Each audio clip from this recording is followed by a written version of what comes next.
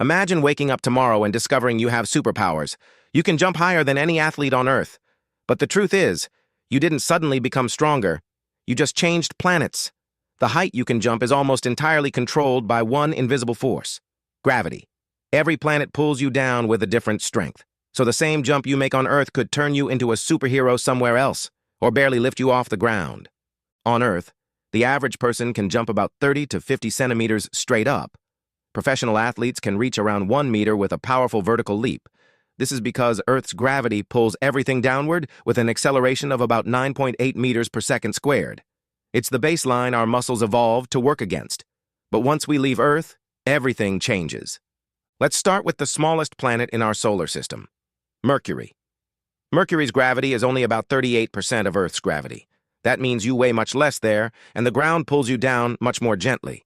If you can jump half a meter on Earth, on Mercury you could jump roughly 1.3 meters high. That's already taller than most people. Imagine casually hopping over a kitchen table. Next comes Venus, often called Earth's twin because it's nearly the same size. But despite its thick, toxic atmosphere and scorching surface temperatures, its gravity is surprisingly similar to Earth's. Venus has about 90% of Earth's gravity. That means your jump would only increase slightly.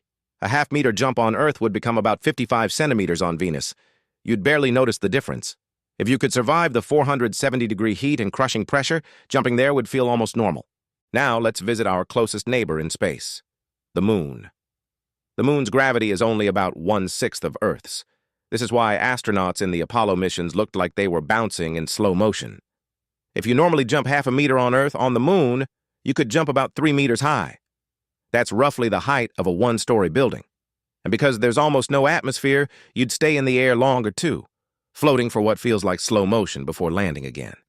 Next is Mars, the planet humans are most interested in colonizing. Mars has about 38% of Earth's gravity, similar to Mercury. That means your half-meter jump would become around 1.3 meters there. Not quite moon-level superhero jumps, but still impressive.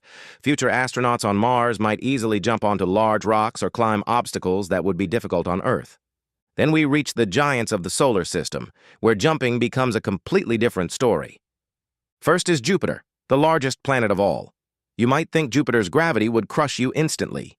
Surprisingly, the gravity at the cloud tops is only about 2.4 times stronger than Earth's. But that's still enough to make jumping extremely difficult.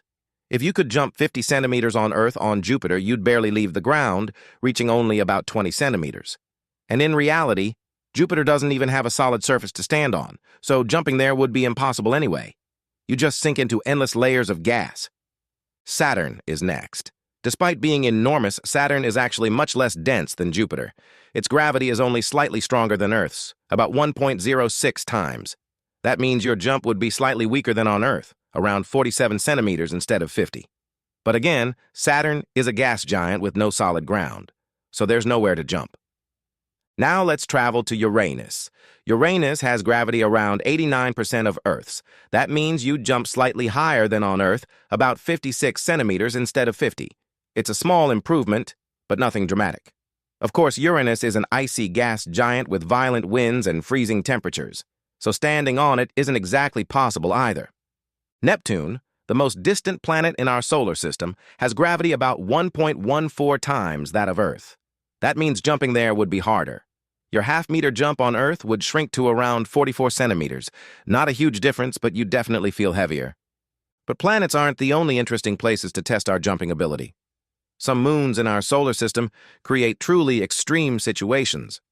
Take Pluto, which used to be considered the 9th planet. Pluto's gravity is only about 6% of Earth's. That means if you jump half a meter on Earth, you could jump more than 8 meters high on Pluto. That's higher than a 2-story building. In theory, a strong athlete could jump over a small house. But you'd also have to be careful. With such low gravity, a slightly stronger jump might send you drifting dangerously high before slowly falling back down. Even more extreme is Saturn's moon Enceladus. Its gravity is so weak that a normal jump could send you flying dozens of meters upward. Some scientists estimate that with enough force, a human might even reach escape velocity using a specialized spring device. That means you could literally jump off the moon and drift into space. So what exactly determines how high you can jump on another world? The key factor is surface gravity. Gravity depends on two main things: the mass of the planet and its radius. A planet with more mass pulls harder, increasing gravity. But if that mass is spread over a larger radius, the pull at the surface becomes weaker. That's why giant planets like Saturn don't have crushing gravity despite their massive size. Another factor is atmosphere. On planets with thick atmospheres, air resistance can slow you down as you jump upward. On the Moon, where there's almost no atmosphere, you move through the air easily and stay airborne longer. Your muscles also matter. The energy you generate when jumping comes from pushing against the ground with your legs. That energy stays roughly the same no matter where you are. What changes is how strongly gravity pulls you back down. Lower gravity means the same energy sends you higher. But there's also a limit. Extremely low gravity environments can make movement awkward. Astronauts on the Moon had to adapt their walking style because normal steps caused them to bounce uncontrollably. Now imagine a future where humans travel freely across the solar system. Each world would feel like a different playground of gravity. On the Moon, you'd feel like a slow-motion superhero. On Mars, you'd leap across rocky landscapes with ease. On Pluto, you might jump over buildings. And on massive worlds like Jupiter or Neptune, you'd struggle just to leave the ground at all. Gravity quietly shapes everything we do. It controls how we walk, how we run, and even how high we can jump. Yet across the solar system, gravity varies so much that the same human body could perform feats that look almost impossible. So the next time you jump, remember something incredible. That small hop is perfectly tuned to Earth's gravity. Change the planet. And suddenly, you might become the greatest jumper in the solar system.